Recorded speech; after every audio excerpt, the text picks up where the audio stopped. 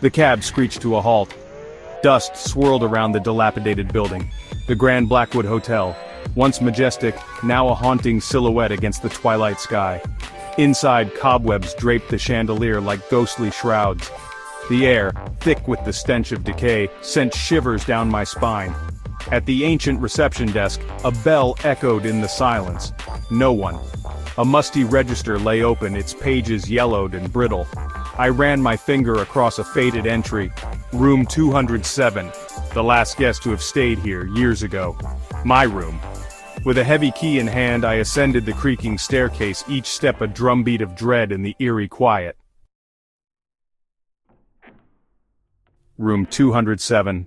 The door creaked open, revealing a room frozen in time. Dust-covered furniture, faded grandeur clinging to the peeling wallpaper. The air was heavy, oppressive, like an unseen presence watched my every move. I moved to the window. Below, the street was deserted, illuminated by a lone, flickering gaslight. A sense of unease crept upon me. I was utterly alone. The silence was broken only by the incessant ticking of an old grandfather clock in the hallway, counting down the seconds to some unknown horror. Sleep was impossible. Every creak of the floorboards, every sigh of the wind amplified my fear. Then, the whispers began, faint at first, emanating from the room next door.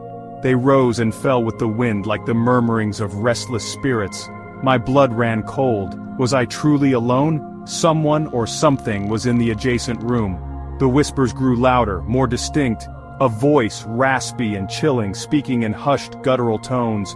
Fear propelled me towards the door. My hand trembled as I reached for the handle. What lay beyond that door? Curiosity battled with terror. I had to know. The doorknob turned with a heavy click. The room was shrouded in darkness. The only sound, the rasping voice and a strange, rhythmic thumping.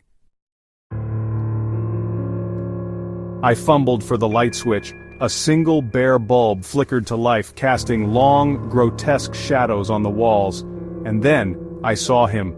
A tall, skeletal figure hunched in the corner, his back to me. His skin, stretched taut over bones, seemed to glow with an unnatural pallor. He continued his eerie chanting, oblivious to my presence.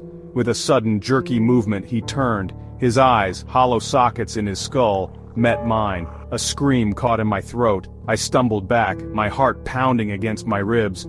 Fumbling for the door, I fled back into the hallway, the figure's raspy whispers echoing in my ears. I ran, not stopping until I reached the street, the cool night air stinging my lungs. As I glanced back at the imposing silhouette of the Grand Blackwood Hotel, I knew the horror was far from over.